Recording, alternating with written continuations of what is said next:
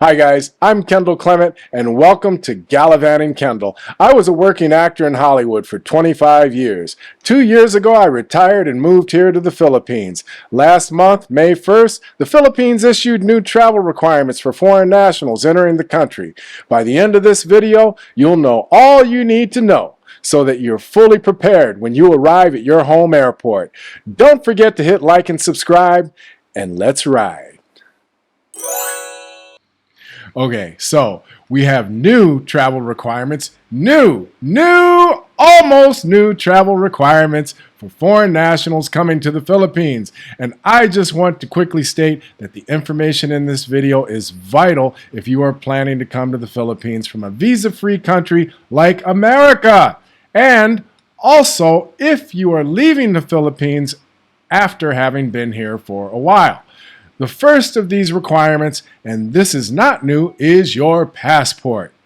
Very important, or you will not be able to get on the plane in the U.S. You will also not be able to get on the plane in the U.S. if your passport is set to expire within 6 months. A good friend of mine, who happens to have been married to a Filipina for over 35 years, drove his wife, sister-in-law, and brother-in-law to an airport many miles from home in another city several years ago.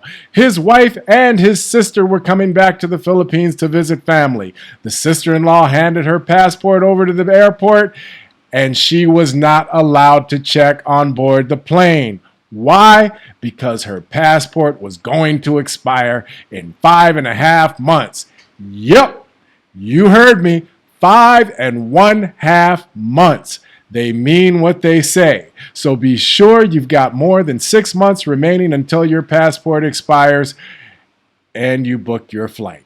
The next requirement, and this was a requirement when I came here in June of 2022, is that you must have an outbound ticket in your possession when you arrive here in the Philippines. Now, when I came here, there was some confusion in the Facebook forums and elsewhere online, YouTube, etc., as to whether you needed a return ticket to your country of origin or an onward ticket to another country.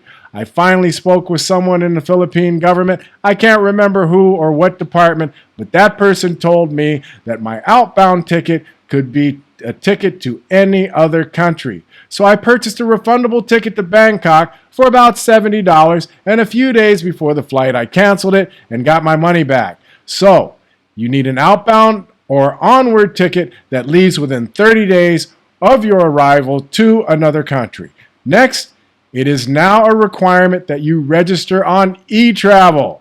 Now, all my subscribers are intelligent and smart people, so I'm not going to bore you or insult your intelligence by walking you through filling out information on the Etravel website. I'm sure you all can figure it out.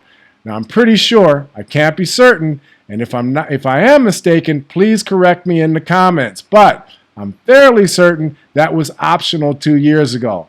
Like I said, if I'm wrong, please correct me in the comments. Also, it's very important that you go to the correct website for Etravel, because there are a couple of other sites out there that will try to scam you out of your money, claiming that they are the correct site. I do recall going through that 2 years ago, figuring out the scam and finding the correct site.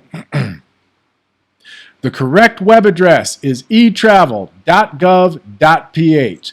That's etravel.gov.ph. Once again, the correct address for registering on Etravel is etravel.gov.ph. You can register at any time. In fact, I'm taking a trip back to the States over the holidays, and because I last registered 2 years ago, I have to register again before I return. However, it's my understanding that foreign nationals are no longer required to register with Etravel when departing the Philippines. I think even if you last registered a year ago, you have to register again when re-entering the country.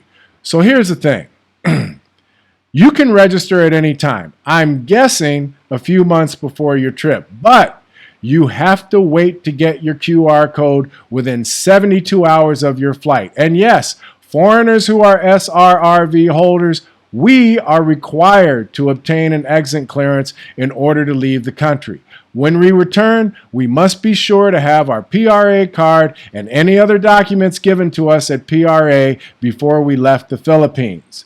Now, that's what I was told at the PRA office here in Cebu. Again, if I'm mistaken, and I can always make a mistake, please correct me in the comments and I will look into it and do a follow-up video with the correction.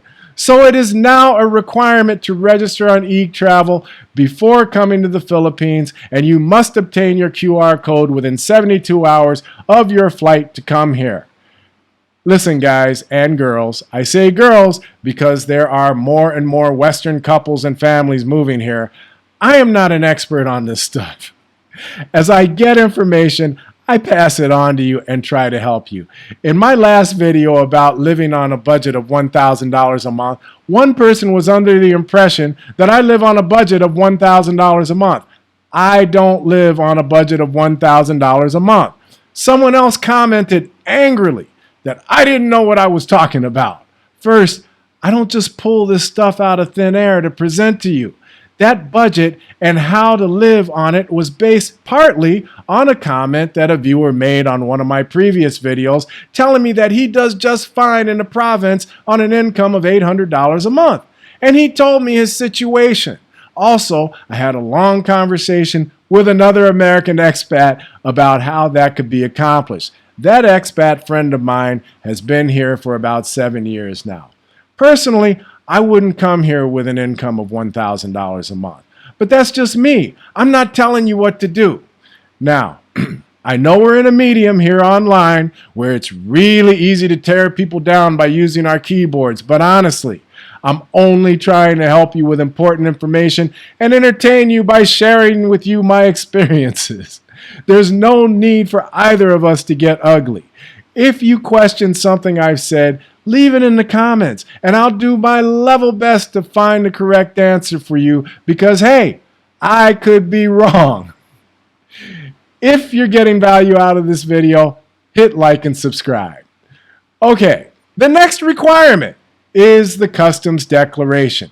At the very end of the Etravel registration online form is a button where you can make your customs declarations. You can either do it that way or about an hour before your plane lands here in the Philippines, the flight attendants will pass out a paper customs declarations form. That's the way I did it. The only thing I am certain about is that you have to declare if you are carrying 10,000 US dollars or more in cash. You might want to investigate anything else you bring that you think you might have to declare. Vaccinations! Vaccinations or proof of vaccinations are no longer required. Yay! No more proof of vaccinations, no more quarantine. Vax cards are no longer required. PCR and antigen tests are no longer required. Vaccinated or not, you may enter the Philippines now. And there is no quarantine. Actually, quarantine's been out for a while. Travel insurance. Travel insurance is optional. When I came to the Philippines in 2022, I obtained 60 days of travel health insurance that would cover me for treatment for COVID-19. I can't remember the name of the company, but I did get the name of a travel insurance company from my friend whose wife came here last year. Now, I don't get anything for mentioning this company. I just thought I'd save your fingers from doing some walking. The company my friend and his wife used, IMG, India Mike Golf, or imglobal.com. That's indiamikeglobal.com. This next requirement, guys, you want to listen to this. This next requirement is very important. Very important. If you are traveling with your Filipino wife and or your Filipino kids, you can make use of the Balikbayan program to stay in the Philippines for 1 year without a visa. Just be sure to have your marriage certificate and the birth certificates of your kids with you. By the way, if you have been here longer than 1 year, you are required to pay a travel tax unless you are a 13A visa holder when you are leaving the country. A 13A visa means you are married to a Filipino citizen. Once again, the travel insurance company I mentioned just a minute ago is IMG or imglobal.com. The main changes I see are that e-travel registration is now a requirement and the QR code must be obtained within 72 hours of your flight. Also, you may now enter without a COVID vaccine and there's no quarantine. I hope you got a lot out of this video. If you did, hit like and subscribe so that you don't miss any of my future videos. Thank you for watching, and as always, take care of each other and give a great day.